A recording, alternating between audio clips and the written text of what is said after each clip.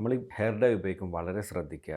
PPD, ammonia, paraben, lead acetate ഇതുപോലുള്ള കണ്ടൻറ്റുള്ള hair dyes പരമാവധി അവോയ്ഡ് ചെയ്യുക. കാരണം ഇത് വളരെ സിവിയറായ അലർജിക് റിയാക്ഷൻ, എമർജൻസി അഡ്മിറ്റൊക്കെ വേണ്ടി വരുന്ന അലർജിക് റിയാക്ഷൻ, അതുപോലെ ലോങ് ടേം PPD ഒക്കെ ഉള്ള ഹെയർ ഡൈ ഉപയോഗിക്കുകയാണെന്നുണ്ടെങ്കിൽ ബ്ലാഡർ ക്യാൻസർ, അതുപോലെ ബ്ലഡ് ക്യാൻസർ പോലുള്ള അസുഖങ്ങളൊക്കെ ഉണ്ടാകാൻ വളരെ ചാൻസ് ഉണ്ട്. അതുപോലെ തന്നെ അമോണിയ ഉള്ള ഹെയർ ഡൈ ഉപയോഗിക്കുമ്പോൾ അതിൽ ചില ആളുകൾക്ക് ആസ്മാറ്റിക് ഇഷ്യൂസ്, ബ്രോങ്കൈറ്റിസ്, കഫൊക്കെ ഉണ്ടാവാൻ ചാൻസ് ഉണ്ട്.